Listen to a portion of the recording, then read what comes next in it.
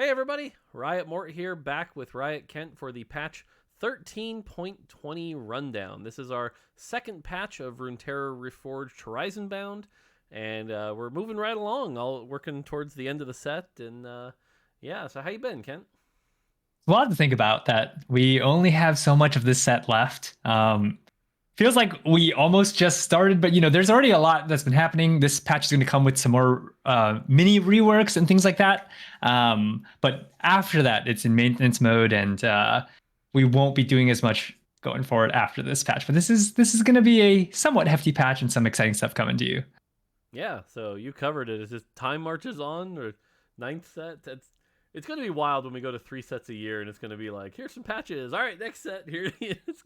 I know that's going to be real weird. I can't even imagine right now because right now we have like what 6 months per set, right? Yep. So, including the mid sets, but yeah, Goes that's a very fast. different world. Yeah. All right, well, let's jump into the changes. Like I said, this is going to be our last patch of like big reworks for this before we kind of settle it all down, just do adjustments and things like that. But we've got some surprises here for you, some you might not be expecting. So jumping right into the first slide here, it's the for fun patch already. Pretty crazy, but we're actually going to do it a lot like we did last time, where it'll only be in normals. So normals will get replaced with a queue called normals with remastered portals, and there are going to be somewhere around, I think it's 15 new portals, and they're basically combination portals. And the way this works, you'll see them there. There'll be these new combination portals, and basically they're new portals that combine them. So I won't go over all of these here. You can read them on your own time. But an example is Beats by Scuttle, which is Scuttle Puddle plus Jace's Workshop. If you've ever wanted triple prismatic and Scuttle Puddle, great, go for it. Or, as I promised, Food Fight Tactics is real. And Food Fight Tactics is Bandle City Cafeteria plus Maris Omegnum, which gives you 2 Tactician's Crowns because those also feed, on the Bandle City. So you get a big bouquet of food there. So check these out, but should be some fun ones here if you want to play with those. Normal only, we don't really need this much insanity in ranked or worlds. We don't need worlds decided by one of these portals, but there you go. So have fun with those. Yeah, we really wanted to focus on amping this up, making sure these combinations are as fun as possible, or in the case of Basement Show, not as fun as possible. But that's why we kept it in normals queue that we can amp it way up, and you can just kind of go wild with the dreams here. Yeah, definitely should be fun. So let us know what you think, and we'll have to see the pick rate. Yeah, Basement Show, maybe not the most popular one, but we'll see. Yeah, I'm picking that one. Of course, yeah. All right, on to the real changes. On the trait side, Bilgewater getting pretty close to where we want it here. The 5-piece just a little weaker than we want it, and the 9-piece Prismatic a little weaker than we want it. So both of these get a very minor buff. Yeah, anything to add there, Kent? Yeah, I mean, with the really strong stuff coming down, Bilgewater is actually pretty close. It's solid opener, and you'll see some changes to units later on. But yeah, just little bumps to these 2 pieces of this Bilgewater to make the transition as you want to go up the trait web a little bit more easy. Cool. All right, Multicaster. Why don't you talk about this one? Yeah, so Multicaster has kind of struggled throughout this mid set. Really struggling to find a place. There is a Twisted Fate comp kind of like on the rise and can function, but in general, it's always had this problem of like you have these 2-star multicasters on the board. You don't really have a front line. That's like the first problem. And you also are spreading your damage out with your 3 casts instead of actually killing things. So you take a lot of damage, but when you hit everything 3-star, your fights are so explosive because you target 3 things and you have enough damage that you meet the threshold to just blow everything up. So we're solving that problem by doing a mini rework, but limiting the amount of casts to just 1, and adding in a 3-piece to help with that frontline problem. So as you're moving up the trait web, it's a little bit easier to fit things in at level 6 when you don't have enough space to play 4 multicaster. But if you have a multicaster +1, you can probably do that. And also by limiting it to 1 cast, we can amp the damage up so you actually kill things. And when you hit 3-star everything, you're not also just blowing up the entire board. You're just targeting on the front line, then going to the back line. Yeah. I think the thing to be most excited about here is the fact it is now a 2-3-4 right? There's now at least some optionality where maybe you can cut one of them, you can try to play 4, and so definitely check it out. Should make multicaster more interesting to play as we head into the end of the set.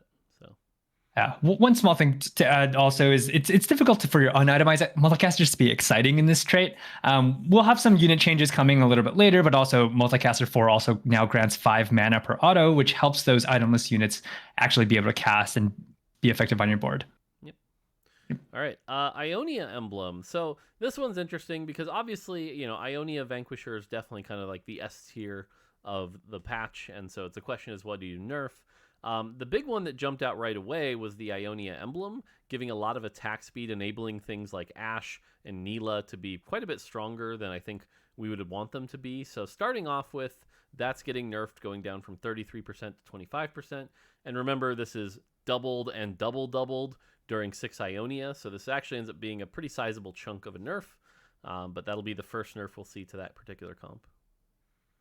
Yeah, we saw a lot of the power in Ionia was in this emblem. When you have this emblem, it added so much power to the comp. So a pretty large targeted nerf here, specifically at the emblem.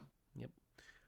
Rogue is actually pretty close to where we want it. There's a little bit of oddities, which we'll talk about later, but otherwise it's pretty close. Now, that's ignoring the frustration factor, which is a whole other topic.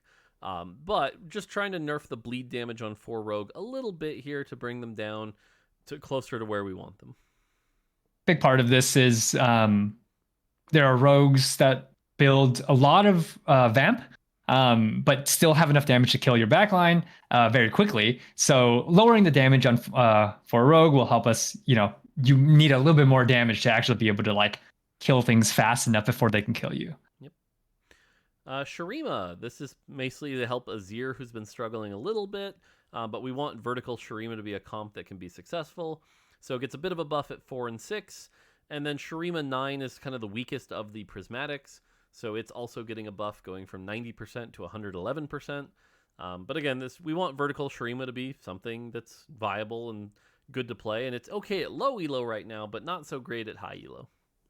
We've pulled a lot of power out of Nasus, and we think Nasus is kind of around where he should be now, but that just means that the trait needs some of this power back, and so we're granting it specifically into the trait here. Yep.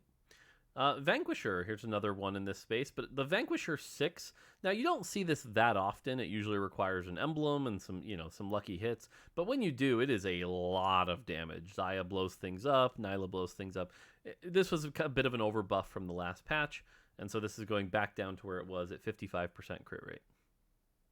Yeah, nothing to add on this. Cool. And then Zaun. Zaun generally, we did the rework at the mid set where it became a 2-4-6. But the problem is people haven't been that excited to run 4 or 6. So you're going to see some buffs and bug fixes here to make it a little bit more viable. So you're going to see Adaptive Implants, going to give more AD, AP, Omnivamp. Shimmer Scale Injector's Overcharge heal is going to go back to being a full heal, so that should be cool. Virulent Bioware is going to go up to 4% damage. Unstable Chem Tank we're not increasing the explosion damage, but we are increasing the HP bonus, which inherently increases the explosion damage, so bit of a buff there if we want to bring back the Zaun Jarvans. But probably the biggest one here is Robotic Arm. We found a bug where what was happening is if you did 100 damage and then it got mitigated to 80, then it was doing a percentage of that as true damage. So we're doing it pre-mitigation, which kind of makes sense, right? It's true damage. If I hit you for 100, I want to do a percentage of that as true damage. So this means now the true damage from this isn't getting mitigated, which can be a pretty big buff actually for someone like a Jinx or a Silco that's hitting frontline, who usually have very high defenses that was getting mitigated. So this is probably the biggest buff of the Zaun.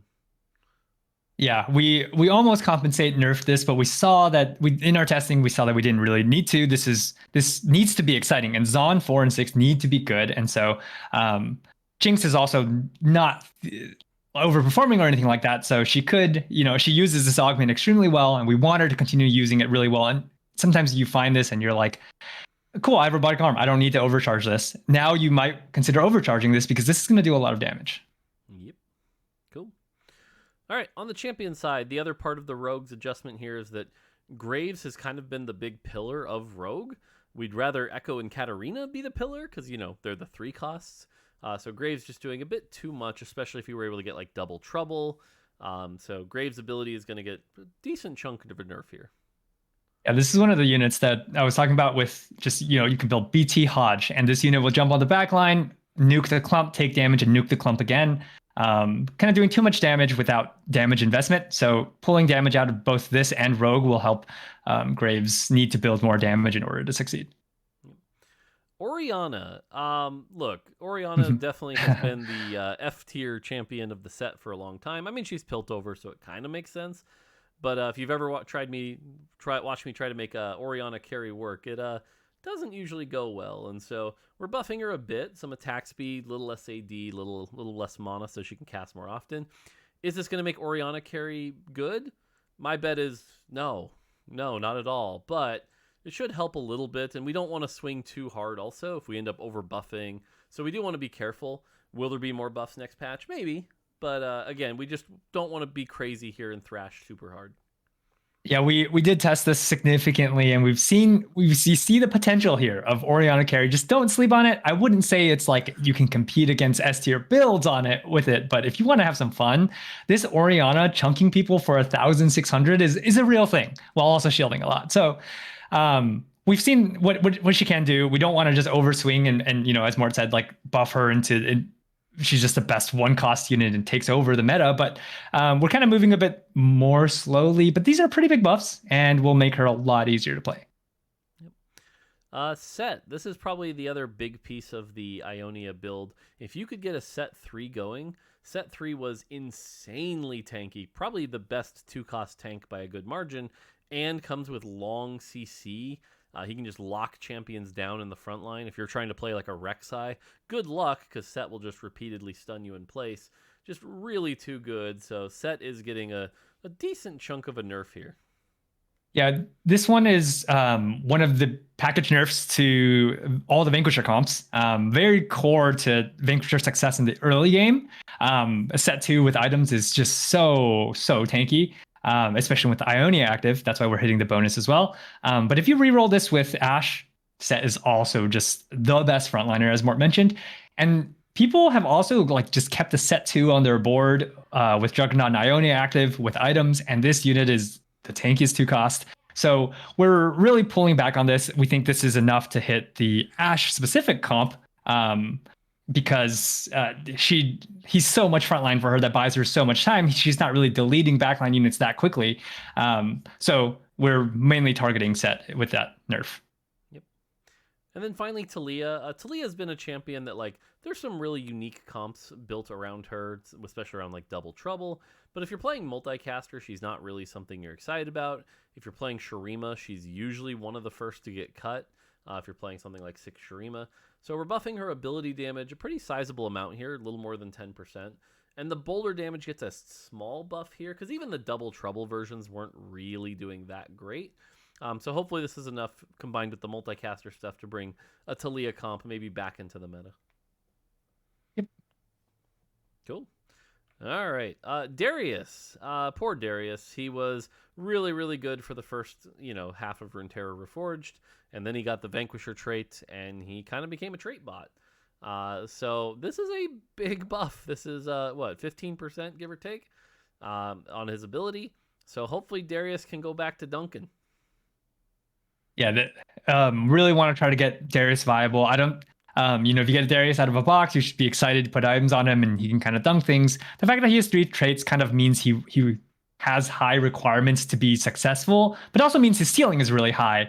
And so he's a little bit more difficult to play than he was in Runeterra Reforged. But with this buff, his ceiling should be higher than what he used to be able to do back in the previous set. Yep. Nautilus. This is a scary buff to me, but Nautilus just hasn't been as tanky as we wanted him to be. I'm always scared of this one because Nautilus has a lot of CC and he can do some pretty good lockdowns, but we're lowering his mana, so he'll be able to cast a little bit more often if you can get that second cast. And he'll gain more bonus defenses from armor and MR. So if you're willing to throw a gargoyle or a bramble or a dragon claw on him, he's going to get an extra 35% from that now. So he should feel like a 3 cost and not like a 2.5 cost, hopefully. Yeah, Nautilus is one that his stats were kind of masked by the strength of Bilgewater. Now that Bilgewater is less powerful, and he gets to be a little bit tankier. You should be excited to get Nautilus out of a box. You should be excited to itemize Nautilus. And by buffing Nautilus, it also kind of ties together the whole Bilgewater comp. As a vertical, he is the core frontliner here, and so he can help buy a lot of time for your Misfortune, for your Neela to stack up and get those cannonballs going. All right, Rek'Sai. Poor Rek'Sai. She works in like incredibly narrow, rare situations, but otherwise, a 2-star Rek'Sai with items just really isn't that impressive. Gets stuck on frontline. So what we're doing here is we're shifting some of the power, so the base ability goes down a bit, including the execute, which gets converted to true damage. But the bite that we did, the rework, where if she bites the same target twice, it does bonus true damage, that's getting buffed quite a bit. And so the idea here is she should actually be better at getting through the front line, right? A second cast on someone like a Shen or a Set is actually going to start doing true damage. And, we've seen in Sims where she can actually like get through a 3-item tank pretty quick now because of that true damage.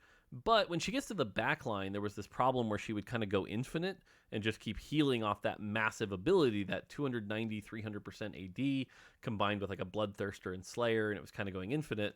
So we're trying to bring that down so that if she does get to the back line, you can actually kill her. And so to help with that, the bite marker will also be permanent, which means now you can, bite like a really big tank 2 or 3 times if you need to and get that bonus true damage. And the big thing here is with the base damage coming down, 3-star Rek'Sai, which can already see success right now, just not as often because it's really hard to get to her. She has less likeliness to go infinite. We're also kind of balancing that out, so we're not trying to buff that too much. But we really want to buff 2-star Rek'Sai so that you can put her on your board and you can get to 3-star Rek'Sai. And then Sona, this is a big one here. So Sona's getting quite a few changes here. You'll notice the mana goes down a bit, so she can cast a little bit more. The spell damage goes way up here, way up, but that's because now each time she hits a target, it's going to go down in power, 33%. So no more just like one big wave that wipes out entire backlines. Tanks will be able to nullify that a bit, which should be a bit of a healthier paradigm. And then the other 2 big changes that I'm really excited for here is the first one is now when she casts, the units that gain the attack speed, that's permanent for the rest of the fight. So no more of this awkward like, oh, tiny attack speed buff I don't care about. If you want to go like Shojin Sona, go right ahead and you can stack attack speed after attack speed after attack speed, which could be pretty fun. And then the second big change, which is great, is if you had a Sona, you always had to awkwardly put her in the corner so she'd hit the person next to her. Well, now she will hit adjacent allies no matter where she's positioned. So if you want to put your Vel'Koz in the corner and then the Sona right next to it to the left, you can actually get the buff on the Vel'Koz. And so this should make positioning Sona a lot easier in things like a multicaster comp. Yeah, all of this should make Sona easier to play. Hopefully have I'm excited for this infinite ramping. If you can make the fight go long enough, she will help end fights and your units will get really fast. So I'm excited for this one. Shojin, Radiant Shojin. I'm telling you, that's the build. One thing also to touch on here is with the multicaster rework, we want to make sure that the units on your board feel valuable, and this will help Sona be a valid support unit. Sometimes you want to put Demacia, that Radiant Shojin, on her so that she's casting a lot and fueling your other multicasters to help them get those repeat casts out. Yep. Cool. Yep. Aphelios. Aphelios is a 4 cost that has felt like a 3 cost for a little bit. So he's giving 5 more AD. This is around a 9% buff to all of his output. Should make him better. Yep. He needs this. He's going to be 9% stronger. Sweet. All right, Fiora. This one's a little wild. Certainly when Fiora is strong, she is frustrating. Even if she's balanced, like we said she was before, she's frustrating, right? Like the ability to just drop aggro, the ability to end up on your backline, it's a little wild. And so, the repeated drop aggro, heal to full pattern gets really frustrating. So we're changing that. She's now no longer untargetable during Blade Waltz, but while she's Blade Waltzing, she takes 30% less damage. So she will still be pretty tanky. And then to compensate for that, we're lowering the mana, so she'll be able to cast a little bit more often. And we're buffing the damage a little bit here. So, this might change her best in slot item build. We'll have to see. But she won't just get free resets. But yeah, give Fiora a try. Let us know what you think. But again, the goal here is less frustration. Yep. We want to make sure that we take away the most frustrating thing, then balance her around that in a way that she's still really powerful, can still live up to the same fantasy of like, I'm gonna keep on healing back, but in a way that you can still beat me if you have enough targeted damage. One other big implication of this is for the 4 and 6 challenger comp, Kaisa has every other unit falls over, Fiora goes untargetable, then Kaisa gets targeted and gets killed. Now Fiora is a little bit tankier, basically. She can absorb a bit more damage. And so that buys more time for that Kaisa to get that last cast off and really finish off the fight with a ton of damage. Yeah, that should be fun. All right, Aatrox, the best 5-cost that you don't want alive. The problem with Aatrox here is that Darken buff was great. 2 Darken was amazing. Getting that Darken HP was great. But man, if you tried to itemize an Aatrox and play around it, you usually were very sad. So we're nerfing the Darken bonus. That'll be less HP, but raising his armor and MR so he can survive longer, and raising his spell damage. So hopefully this helps him feel like a 5-cost if you can get, good items on him and get him his output. Again, we're not swinging super heavily here. Maybe he needs even more, but we don't want to go too crazy in one patch. Yeah, this Darken change helps with its armor and MR change, kind of puts him around the same base effective health. But if you itemize him or you have other traits active like Bruiser, it's more effective for him. So we want to make sure that the focus is on, we want to keep 2-star Aatrox in something that you want to chase rather than just keep it 1-star and let him die. Yep. All right, now I'm a TFT player, and that's a lot of words, so I don't want to read. Ken, what's going on with Gangplank here? Yeah, so basically Gangplank will be more reliable. One is the biggest one is you probably have some situation where like the unit his gun killed the unit and then his boat fizzled. That won't happen anymore. If it does, please let me know. We really don't want that to happen. The other big one was sometimes let's say he's melee and Jarvan jumps behind him and he calls in his boat that comes behind and just hits Jarvan. And you're like, what the heck? My Gangplank didn't do any damage. Now, that boat won't explode and crash until it passes through Gangplank. So it will go through Jarvan, deal damage to Jarvan, then go through Gangplank and crash on the next enemy. It should make his floor cases where he's struggled a lot better. So he hits a lot more of his ceiling cases where he can splash a ton more units. Sweet. That all sounds good. Yeah. And then Heimerdinger, we introduced the new refractor beam, and people gave it a try, but the conditions to make it work were way too hard. The items are very narrow. It was really hard to get going. If you had a bunch of great AP items and your choice was Heimer or Gangplank or Ahri, you probably weren't picking the Heimer, and it didn't seem worth all the gold to buy all the refractor. So we are buffing it here. Buffing it so that it isn't just like hit the entire board and nuke them, but the targets it does hit are going to take a lot of damage, which should feel a lot better here. So at 3 refractor, it'll be, 2 less beams, but those beams are going to hit quite a bit harder. Yeah, we want to make sure that if it hits the backline, you're actually a threat to the backline. But very important to emphasize Mort's point of we don't want you to just center, put it on the back, then it's 5 beams that just hit the entire board. We want a little bit there of like, there's some counterplay. You can avoid the beams. Yep. Cool. All right, moving on. Items. Some pretty small stuff here. The biggest one here is that Adaptive Helm and the Radiant version, now when used as frontline items, have a bonus where they grant 1 mana when struck by an attack. Just something a little extra to get you, if you're quicker cast, maybe tempt you into using it as a frontline item a little more often. Guardbreaker, a really good item, probably too good, so we're lowering the attack speed by 5%. Thieves' Gloves, no longer rolling duplicate items. If you've ever got double Even Shroud or double Ionic Spark, it usually feels pretty bad, so that's going away. Radiant Dragon Claw, the regen is being nerfed about 25%. If you've ever faced a Cho'Gath with a Radiant Dragon Claw, I'm so sorry, especially if you were playing an AP comp. You are not killing that. Guardbreaker Radiant gets the same nerf that the base one does. Titan's Resolve Radiant is going to get a little bit of extra attack speed and armor. On the support side, Aegis, that backwards shroud, is a really cool item, but only lasting 8 seconds was pretty disappointing, so it'll now last 12 seconds. Banshee's Veil, another cool support item, giving 3 units CC immunity. now also gives 15% attack speed, so really cool for some frontline units. Chalice gets buffed to 25 AP. Radiant Virtue, we found a bug where the heal amount wasn't being doubled properly like the tooltip says it was, so we fixed that. Ended up being a little strong, so we nerfed it just a tiny bit. So it goes from 7% to 6.5%.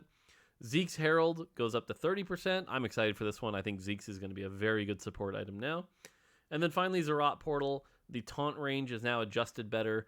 If you ever saw that clip where my Kale decided to go on a journey trying to kill a Zerat Portal, that won't happen anymore. And the Zerat will try to spawn in the front row if possible. So should help the really awkward cases there.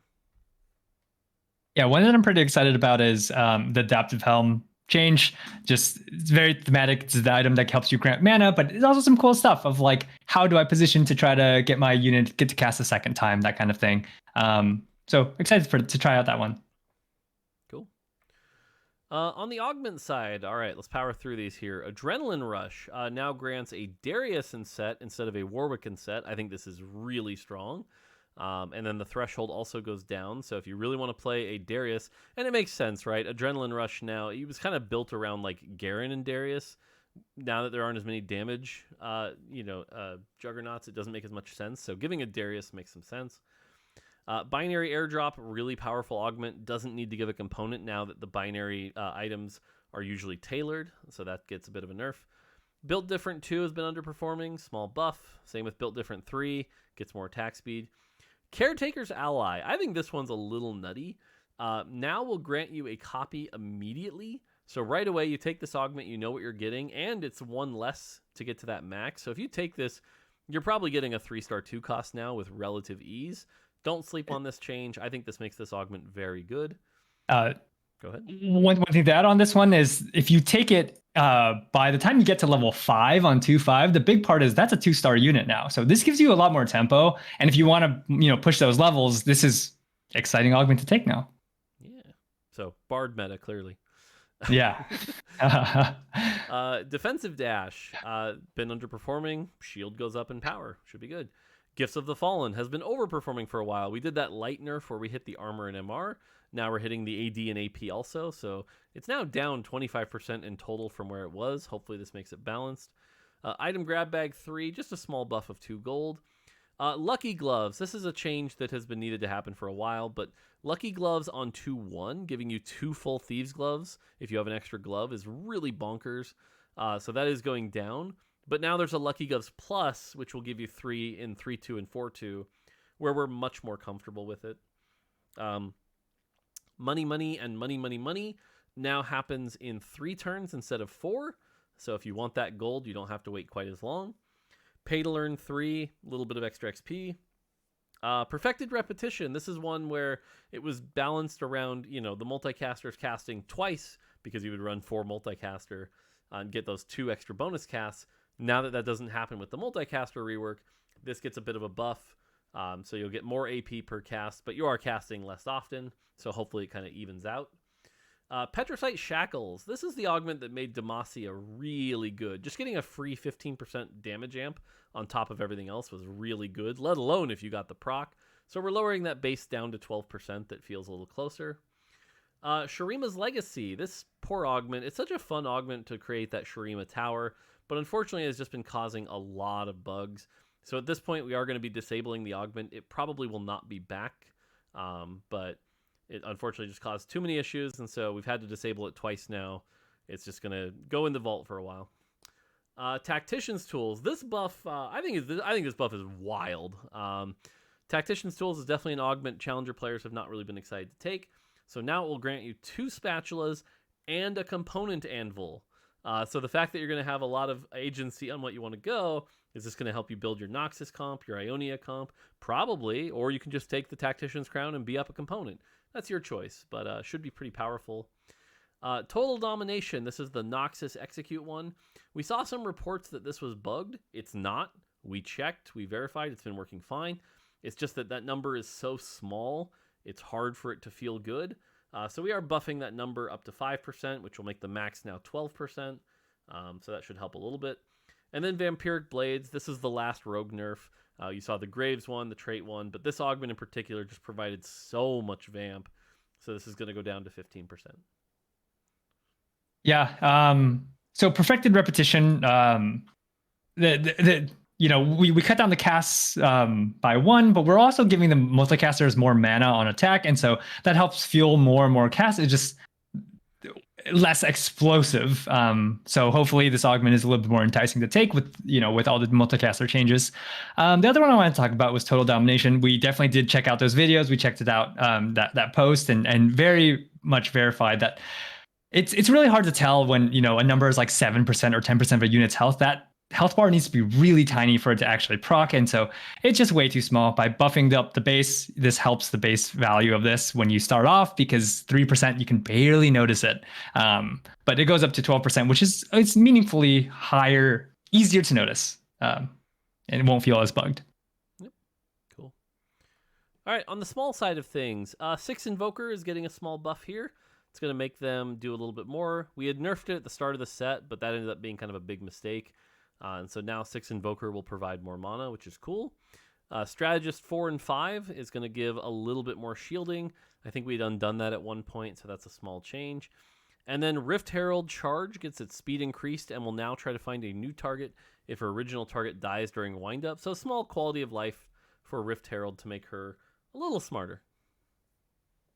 Yeah, it sucks when your Rift Herald misses. She does a lot of damage. Very exciting when it happens. But yeah, now if wind up, the target moves, we'll try to find a new target.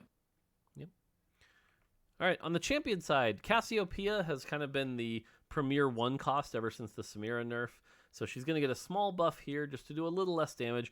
We don't want her to go away. We still want her to be a good, 2-star on 2-1. So that's not going to change too much. So she gets a small nerf. Cho'Gath, Cho'Gath is still a terror. He's not really S tier right now, though. He's just kind of like high A tier. We're just lowering his cap a little bit here. So if you 3-star him, you're not going to get quite as much HP per bite at 3-star. Other than that, nothing too crazy. Jhin, we actually found a bug with the way his drop-off calculation worked. It was dropping off more than intended if he hit multiple targets. So we fixed that and fixed the tooltip and changed it. Basically, it's about power neutral. It's as close to neutral as it can be. You won't really notice it, but we just wanted to make sure that was working correctly. Malzahar, if you've ever watched Malzahar try to kill a scuttle crab, it's the saddest thing. It's just Kent's way of making me hate Malzahar more than I like Malzahar. But we fixed that, so now Malzahar might actually kill a scuttle crab. And then Milio, we want to give a small buff to. Maybe Milio reroll can be a thing, but Milio should be on a similar level to someone like Cassiopeia. You should be happy about a 2-star Milio, so mana buff there to help him out. The funniest thing is, even with this fix, Malzahar will hit scuttle crabs, but the scuttle crabs is dashing. Malzahar will still miss, but that's okay. Scuttle crabs just dash really fast. Okay, like things can't hit him. Elaborate a little bit on Jhin, because I think some of you more engaged players will see the PBE notes and things like that. But basically, it said 40%. It was actually dropping off 60%. We didn't want to buff Jhin that much, so what we did was we changed it to 56%, and it's basically power neutral. So that's kind of, if you see number changes, that's why. And another thing on Cassiopeia, she's just really good as an item holder, really good as a carry. As a package in general to Invokers and to the Cho'Gath comp, she just does a lot there. So by bringing her down, it hits both of those comps. Yep. Soraka, this champion, I've been saying this for a while now, but the amount of healing she can output, especially when it was like a Taric or now it's a Nico, just really helps keep people alive and can be really frustrating. So we're lowering that amount of healing by about 10% here. So she's not going to be able to keep those targets alive nearly as much. Twisted Fate. This is an interesting one because obviously you're seeing a lot of multicaster buffs. But this is going to be a very slight nerf to the mana, a very slight nerf to the damage. But a kind of a positive here is that the AoE delay was actually at the exact same time as Bilgewater. So it wouldn't work properly with Bilgewater. And so we're going to speed up that delay a bit, which will A, just help targets resolve faster, which helps the multicasters, and B, actually interact with Bilgewater in a good way. So that'll be positive. Oh, go ahead. Yeah, the main part would interact with Bilgewater, but the multicasted one didn't. And so that became really weird because it would proc the second multicaster part of it. And so by doing this, it just all lines up properly. Even his second card that goes out will all like, interact in the way that you would perfectly expect with Bilgewater. Cool. Karma gets a very small buff here, but hopefully the biggest buff is that if her target dies immediately as she begins to cast, she'll now pick a new target. So a little less silly Karma's shooting into nowhere. And then finally, Nico. We've seen Nico be really good. We don't necessarily want to make her bad by any means, but for how much damage she can output, she ends up being really, really tanky, often run with Targon, so these shields are getting amped up. So at 2 and 3 star, that shield's just going to be a little bit weaker, so that maybe you actually have a hope of killing a double Titans BT Nico someday. Yep. Cool. Xayah, very tiny nerf here to the mana, barely anything. You're barely going to notice this, but Xayah 3, if you watched my stream, I kind of called this one. Xayah 3 ended up overperforming a lot, easily the best 3-star 4 cost, almost on the level of some of the 3-star 5 costs. So definitely going to get a chunky nerf there for Xayah. She shouldn't quite be that good, so that's taken care of. And then Shadow Isle's Rise has been so easy for us and clearly not caused any bugs at all. But there's one more here, which was with Aatrox. You could end up in weird situations with multiple Darkens and Darkens not working and blah, blah, blah. So trying to resolve some of the issues around Aatrox and Darken. Yeah, Xayah's, obviously going to be the hot topic here, but we know the Ionia Vanquisher comp is really powerful. We know Xayah is the centerpiece of that comp, but we've nerfed the ceiling cases, so the Ionia Spatula, Ionia Emblem, and then we've nerfed the 6 Vanquisher, which is the 6 Ionia 6 Vanquisher version if you high roll any +1s. And we're hitting Xayah a little bit here, and we're hitting Set, which affects the early game, and also a crucial part of the comp when you have 6 Ionia active. So we're hitting a lot of different pieces of the comp. We don't want to over nerf here. We want to keep this comp really strong. We want this Xayah to be exciting, and you could play maybe even outside of 6 Ionia and maybe some other type of board. Just want to keep her really good, but she did need a very light tap here, especially to that starting mana, because she gets that first cast out, and that was not okay for our combat pacing. In before Reddit says 6 nerfs comp dead.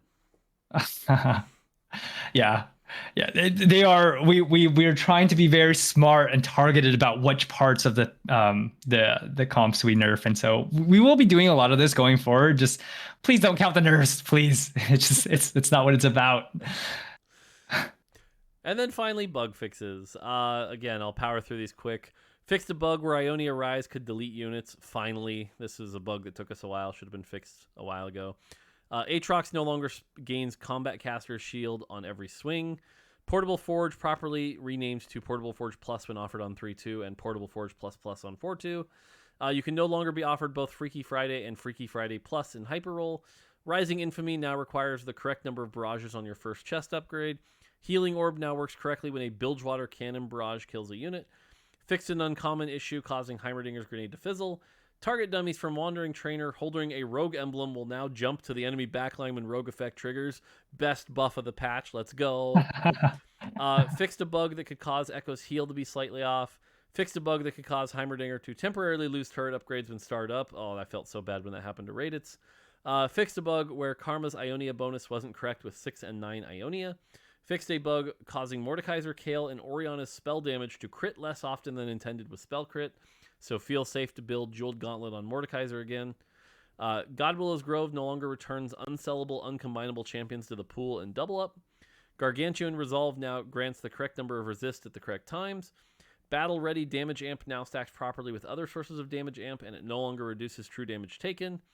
And 3-stack Mechanoswarm now burns for 2% instead of 3% as intended. So if you were ever playing 3-stack Mechanoswarm, you knew the secrets. Wahahaha.